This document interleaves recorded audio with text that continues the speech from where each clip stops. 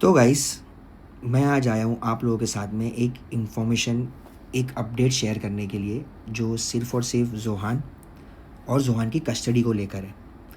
क्योंकि ना गाइस, अब बहुत बहुत टाइम हो गया है और ये टॉपिक को ना मैं बिल्कुल भी कंटेंट नहीं बनाना चाहता हूँ। इसीलिए मैं बार-बार ज़ोहान का नाम नहीं लेता हूँ, क्योंकि मैं नहीं चाहता कि मैं उसका नाम लेकर कंटेंट बनाऊँ। मेरे पास अभी बस आप लोगों के लिए एक अपडेट है, जो मुझे आप लोगों के साथ में लगा कि शेयर करना बहुत ज़रूरी है, इसीलिए आज मैं वीडियो बना रहा हूँ। और मेरे फैन्स, जो लोग मुझे ये बार-बार पूछते, बार-बार मुझे बोलते कि भूल गया तू ज़ोहान को, भूल गया, बच्चे को पूछता नहीं है। तो मैं उन लोगों को बता दूँ कि ज़ोहान को लेकर मेरे ऊपर जो मारने का इल्ज़ाम लगा है, वो इल्ज़ाम लगने के बाद अगर मैं इल्लीगली मिलने जाऊँ और उसके बाद फिर अगर मुझ पर कोई 4 अलग-अलग केस लग गए, तो लोग तो मुझे ही बोलेंगे ना कि तू पागल है।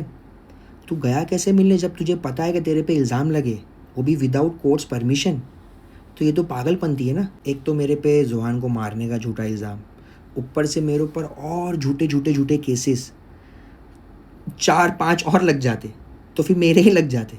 तो उससे बेटर यही है ना कि मैं वेट करूँ प्रॉपर लीगल प्रोसीजर का, जिससे मैं ज़ोहान के लिए कुछ कर पाऊँ। और अगर मैं चाहूँ ना गाइस, तो मुझे पता है कि ज़ोहान कब अकेला रहता है विद ग्रैंड पेरेंट्स।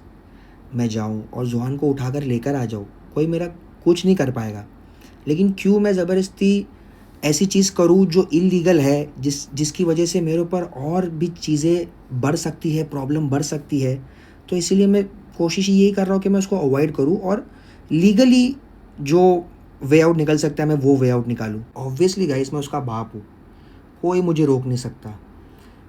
लेकिन इल्ज़ाम तो गंदे-गंदे लग सकते हैं ना। तो कान चाहे यहाँ से पकड़ो या वहाँ से, प्रॉब्लम दोनों जगह होनी है। तो इसी रीज़न की वजह से मैंने अपनी तरफ से लीगल प्रोसीजर स्टार्ट कर दिया हूँ। मैंने एक नोटिस फ़ाइल किया हूँ। क्यों फ़ाइल किया हूँ? क्योंकि जो केस ऑलरेडी चल रहा है पुलिस स्टेशन में, वो कोर्ट तक नहीं जा रहा है। मुझे नहीं पता क्यों, I don't know for what reason court तक क्यों नहीं जा रहा है। तो इसीलिए मैंने बहुत वेट कर लिया। मैं सोचा था कि जब ये कोर्ट में जाएगा, तभी मैं ज़ोहान के लिए वहाँ से कुछ वे आउट निकालूँगा। बट पता नहीं क्यों नहीं जा रहा है। तो मैंने यहाँ से अपनी तरफ से एक नोटिस फाइल कर दिया हूँ फॉर ज़ोहान्स कस्टडी। क्योंकि जब एक जगह से रास्ता जब बंद हो जाता है, तो दूसरा रास्ता हमें ढूंढना ही पड़ता है। तो जब वो वाला केस आगे नहीं जा रहा है, जिसकी जिसकी वजह से ज़ोहान की कस्टडी को लेके मैं कुछ कर नहीं पा रहा, तो मैंने अपनी तरफ से यहाँ से फ़ाइल किया हूँ। और आप लोग पढ़ो, वो मैं अभी अपलोड करता हूँ यहाँ पर। और उसमें कुछ भी झूठ नहीं लिखा है, कुछ भी ऐसी बात नहीं लिखी है जो आप लोगों से छुपी है। ये सब चीज़ें आप लोगों ने खुद देखे हो, आप लोग को सबको पता है सोशल मीडिया पे क्या चल रहा है। तो आप लोग पहले नोटिस पढ़ो, उसके बाद मैं आप लोग को आगे की बात बताता हूँ।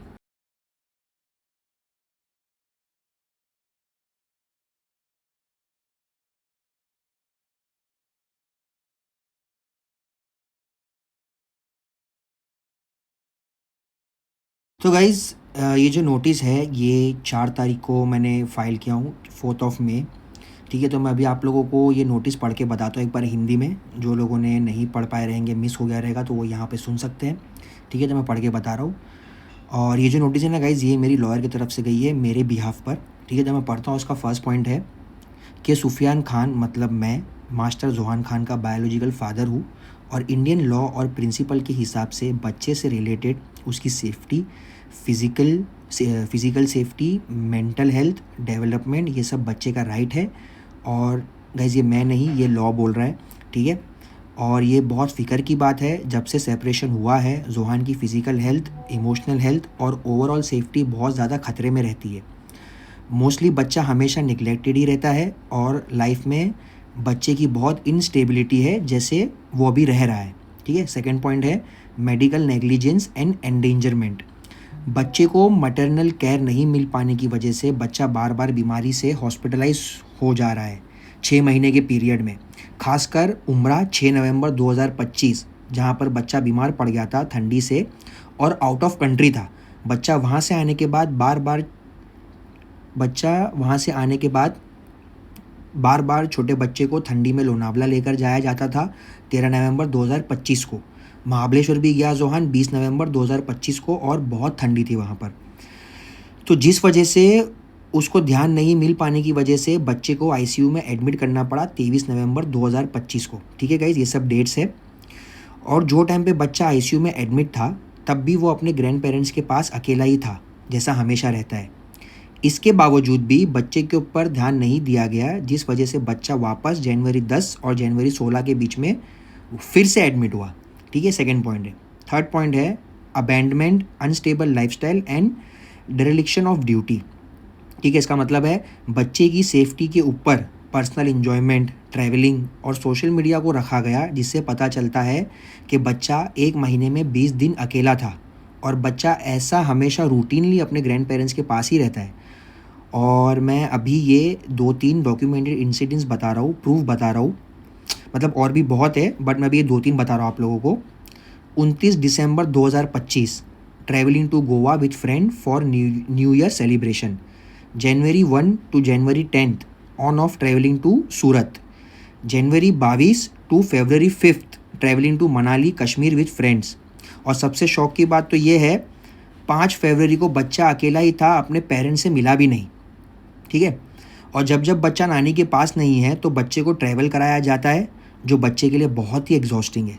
ठीक है, 3 times in a month to Lonavala, Kharghar and Surat, जिस वजह से बच्चे का स्टेबल रूटीन और मेंटल हेल्थ और डेवलपमेंट और एक पेरेंट का प्यार भी नहीं मिल पा रहा है, जिस वजह से बच्चे के अंदर स्पीच डिले है, वो बोल नहीं पाता है।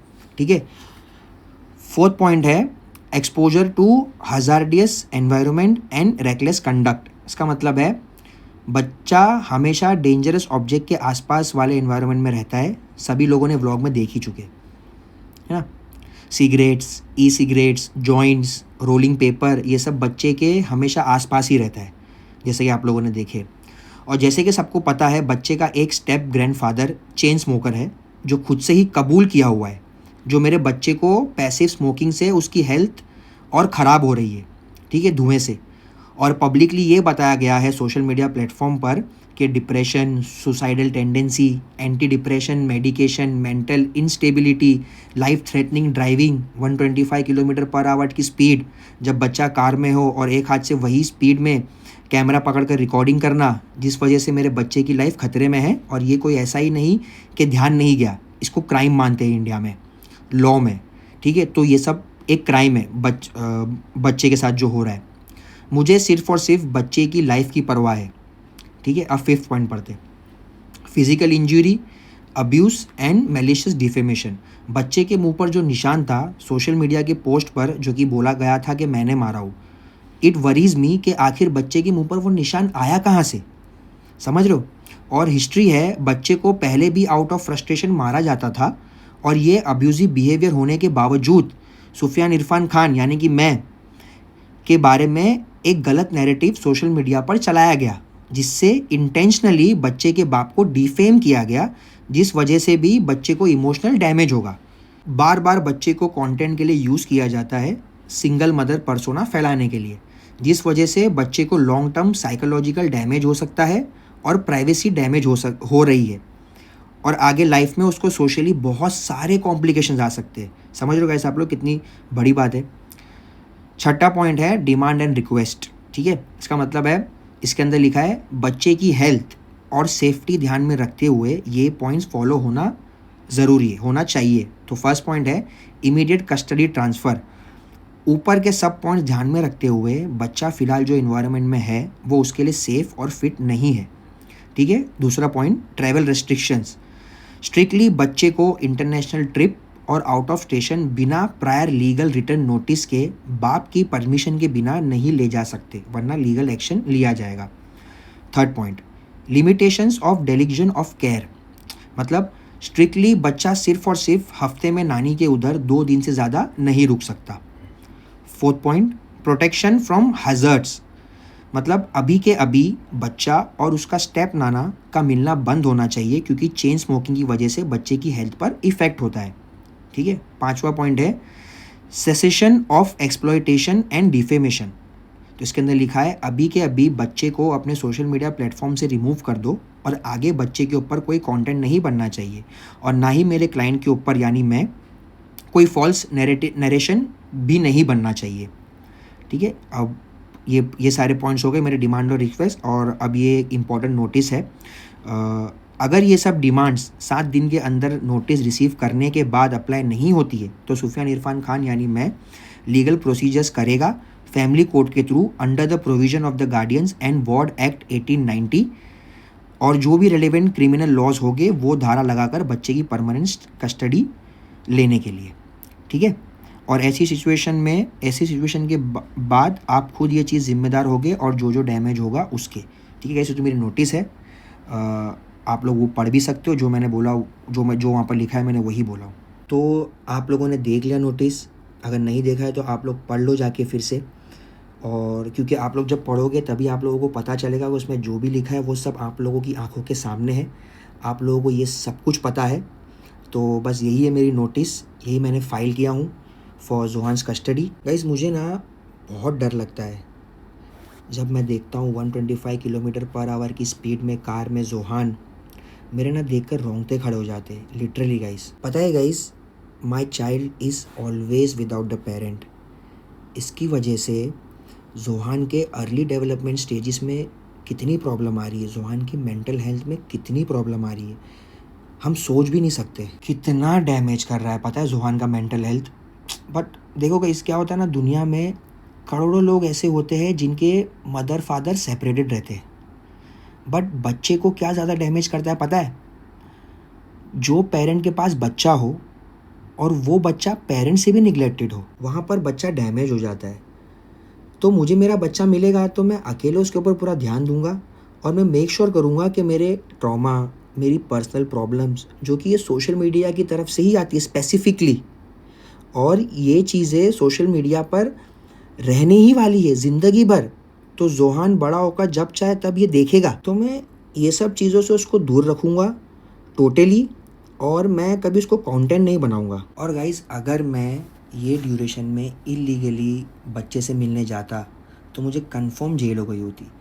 तो जब अगर मैं जेल में रहूँगा तो फिर क्या ही उम्मीद बचेगी बच्चे से मिलने की, बाहर हूँ तो कुछ तो उम्मीद है कि कस्टडी को लेकर कुछ तो वे आउट निकलेगा। तो बस गाइज़ आप लोग ने नोटिस पढ़ ली होगी, नहीं पढ़ी होगी तो आप स्क्रीनशॉट मार के रख सकते हो, आप घर पे बैठ के भी पढ़ सकते हो। और बस मैं आप लोगों को यही बोलूँगा कि एक बाप को बच्चा मिलना बहुत मुश्किल होता है, तो प्लीज़ आप लोग मेरे लिए दुआ करना और जोहान के लिए भी दुआ करना फॉर हिज बेटर फ्यूचर, क्योंकि ही डजंट डिज़र्व दिस।